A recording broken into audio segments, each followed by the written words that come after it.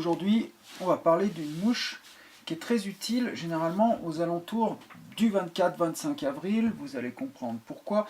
On appelle ça la mouche de la Saint-Marc, voilà, qui est aux alentours du 24 avril. Pourquoi?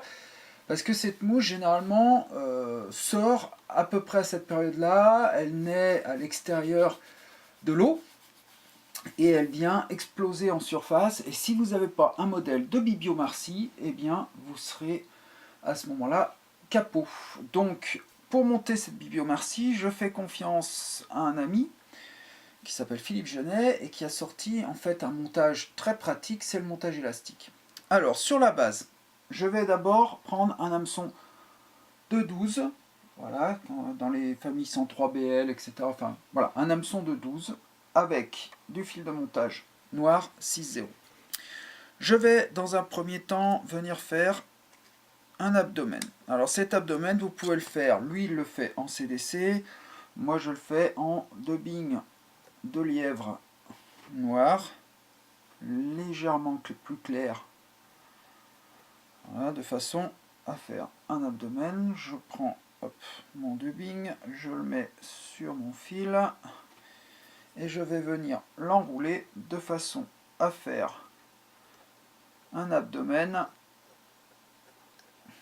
comme ceci, un peu ébouriffé et dodu. Voilà.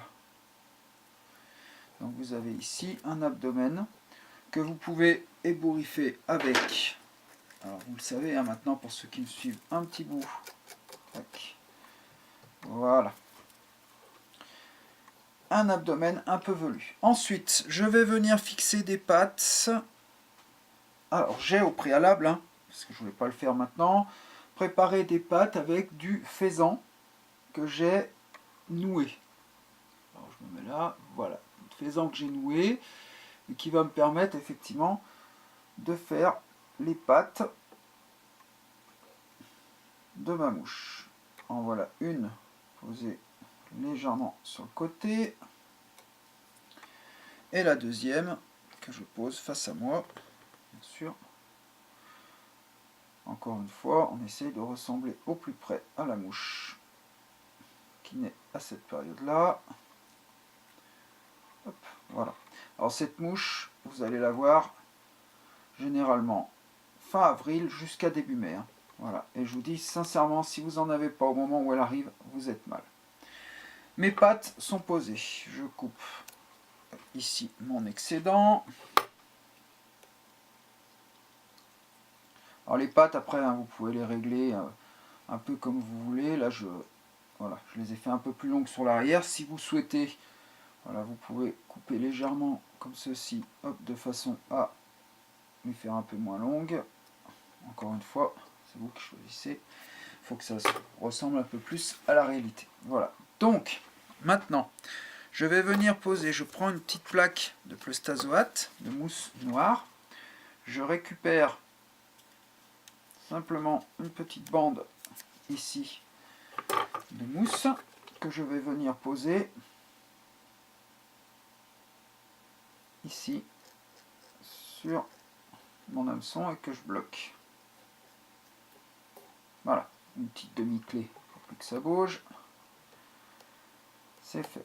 Ensuite, alors je vous en ai parlé, montage style Abozetto, donc je vais utiliser un élastique que je vais venir poser ici, hop, au ras. Alors, je tire pour qu'il soit bien réglé, voilà, que c'est pas trop long. Voilà. Hop. Je le bloque bien, de façon à ce qu'il ne bouge plus. Ok, mon élastique est posé. Maintenant, je vais choisir une plume. Alors j'aime bien monter avec les plumes de coq limousin, donc je vais prendre une plume de coq limousin avec lequel je vais faire mes ailes. Voilà.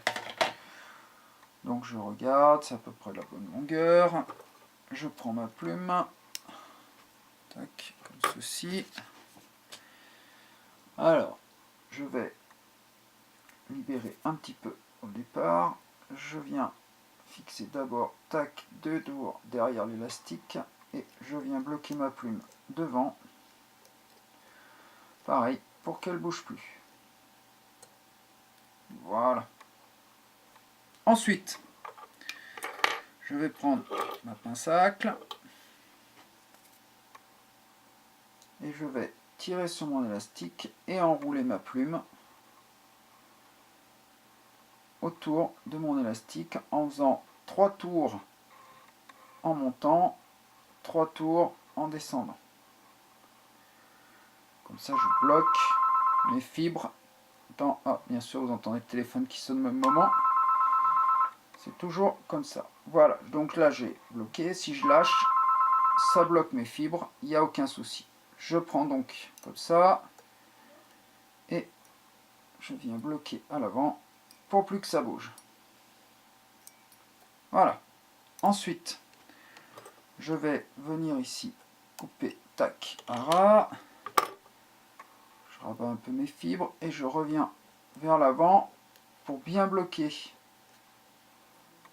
toutes mes fibres. Voilà. Ensuite, je vais tourner pour bien étaler toutes mes fibres partout.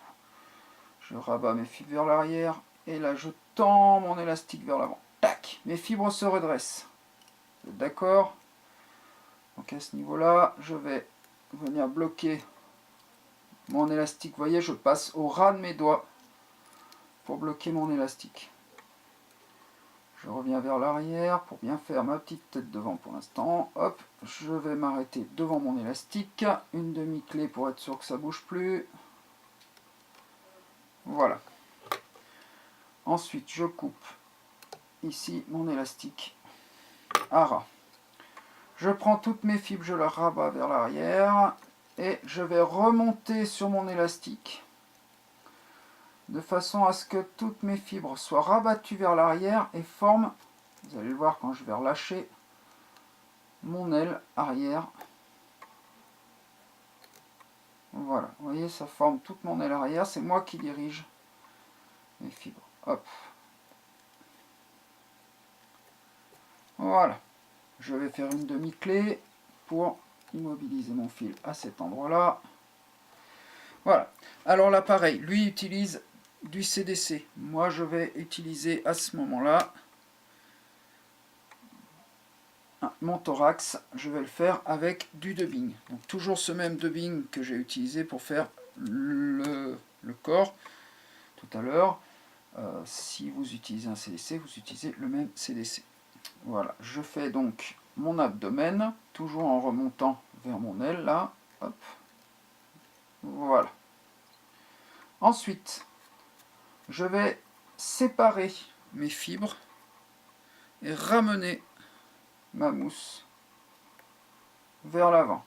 Donc j'équilibre, bien entendu, de façon à ce que mes ailes soient pareilles de chaque côté. Voilà, j'ai rabattu ma mousse, je viens faire un petit tour devant. Je vais couper ici à ras. Tac. Et je vais faire ma tête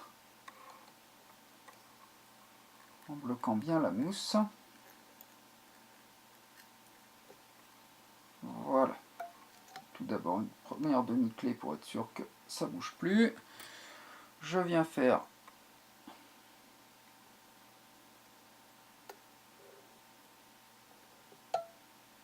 mes nœuds. Allez, deuxième pour la route.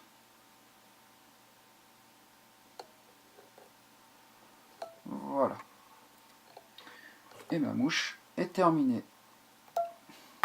Je vais juste pouvoir lui mettre une petite goutte de cyanolite sur le dessus de la tête ou une petite goutte de vernis. Hein. Moi j'utilise la cyanolite, vous pouvez utiliser le vernis. Dans la cyanolite, parce que voilà, ça prend rapidement. Je pourrais mettre une petite goutte de vernis UV et puis bloquer, ce serait pareil. Et voilà, ma mouche de la Saint-Marc est terminée. Je vous montre. Voilà. Dessus. Voilà. Bon montage. Bonne pêche à tous.